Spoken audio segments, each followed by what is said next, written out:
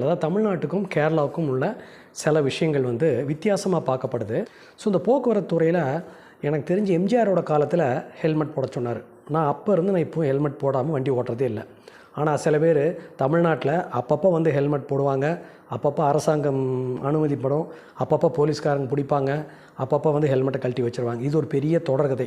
கீழே விழுந்தா மண்டை உடையிறது அப்படி இப்படிங்கிறதுக்கெல்லாம் யாருக்கெல்லாம் ஒரு பொது அறிவு இருக்கோ அவங்க மட்டும்தான் தமிழ்நாட்டில் ஹெல்மெட்டை போட்டு ஓட்டிகிட்ருக்காங்க, போலீஸ் கண்டுக்கிறதில்ல. ஆனால் கேரளாவில் 2 பேரும் ஹெல்மெட் போடணும். ஒருத்தர் மட்டும் இல்லை, பில்லியன் ரைடரும் ஹெல்மெட் போடணும். ஸ்ட்ரிக்டாக இருக்கும். 100க்கு 100% ஹெல்மெட் இல்லாமல் யாரும் வண்டி ஓட்டுறது நீங்கள் பார்க்கவே முடியாது. அங்கே டிராஃபிக் போலீஸு பிடிச்சான்னா கண்டிப்பாக ஃபைன் போடுறாங்க. நோ லீனியன்சி வந்து தமிழ்நாடு போலீஸ் மாதிரி லீனியன்சி காமிக்கிறதில்ல, லெத்தார்ஜிக்காக வந்து விடுறதில்ல. நம்ம ஆளுகளே வந்து பின்னாடி ஒரு ஆளை கூட்டிகிட்டு போகிறதா இருந்தால் ஹெல்மெட்டோடு தான் தமிழ்நாடுலேருந்து கேரளா எல்லைக்குள்ளே வந்து போகிறாங்க. ஸோ அந்த மாதிரி ஒரு ஸ்ட்ரிக்ட்னஸ் இங்கேருந்து எப்படி இருக்கும்? அங்கே இருக்குது, நம்ம பயந்துட்டு போகிறோம். இங்கே இல்லாதனால நம்ம போடாமல் போயிட போகிறோம். இது ஒரு விஷயம். ஸோ அங்கே ஒயின் ஷாப்பு, இங்கே டாஸ்மார்க். இங்கேயும் ஒரு காலத்தில் வந்து ஒயின் ஷாப்புன்னு தான் இருந்தது, டாஸ்மார்க்காக மாறிடுச்சு. ஸோ டாஸ்மார்க் அப்படின்னாலே அது ஒரு மாதிரி கலீஜான விஷயம்னு பார்க்குற அளவுக்கு ஆயிடுச்சு. நம்ம ரோட்டில் போயிட்டுருக்கப்போ தூரத்தில் அது வர டாஸ்மார்க் கடை இருக்குது அப்படின்னு பார்த்தாலே சில அடையாளங்கள்லாம் இருக்கும். சால்னா கடைகள் வரிசையாக இருக்கும், ஒரே அடிதடியாக இருக்கும். அந்த கம்பி விளக்குள்ளே வந்து கையை உள்ளே விட்டுக்கிட்டு கசா முசான்னு என்னமோ கடையை நாளையிலேருந்து க்ளோஸ் பண்ணுற மாதிரி ஒரு ஆக்ஷன் கொடுத்துட்டாலாம் வந்து இருப்பாங்க இங்கே தமிழ்நாட்டில். அப்புறம் தண்ணியை போட்டு அங்கேயே உட்காந்து தண்ணி அடிக்கிற மாதிரியான ஒரு கேவலமான விஷயங்கள்லாம் நடக்குது. பட் கேரளாவில் ஜஸ்ட் ஆப்போசிட். ஒவ்வொரு ஒயின் ஷாப்பும் எக்கச்சக்கமான இடத்துல ஒயின் ஷாப்பெல்லாம் கிடையாது, ஒரு குறிப்பிட்ட இடத்துல தான் இருக்கும்.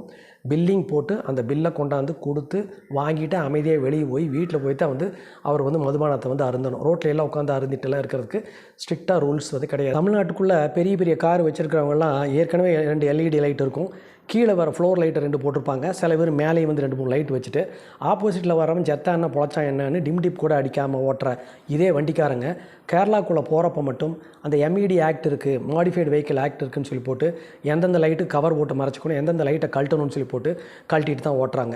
ஏன் இந்த பாரபட்சம்? அப்போ தமிழ்நாட்டில் இருக்கிற மக்கள்கள்லாம் வந்து கோமாளிகள் நினச்சிட்டு இருக்கிறாங்க. நம்ம தமிழ்நாட்டு மக்கள் கேரளாக்குள்ளே போகிறப்ப மட்டும் ரொம்ப புத்திசாலித்தனமாக போகிறாங்க. இது எதனால்?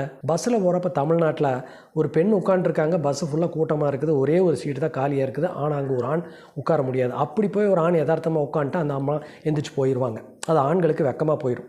ஒரு அனுபவத்தை வந்து சொல்கிறேன். என்னோடய பேத்தி வயசில் இருக்கிற ஒரு புள்ள என் பக்கத்தில் வந்து உட்காந்துருக்கு, அச்சப்படுது. கூச்சம் அப்படிங்கிறது வேறு, அச்சம் அப்படிங்கிறது வேறு. அந்த அளவுக்கு தமிழ்நாட்டில் இருக்கிற பெண்கள் ஆண்கள் கண்டாவே பயந்துக்கிற அளவுக்கு போதை ஆள்கள்லாம் செய்கிற கடும் குற்றங்கள் எல்லாம் காரணமாக இருக்குது.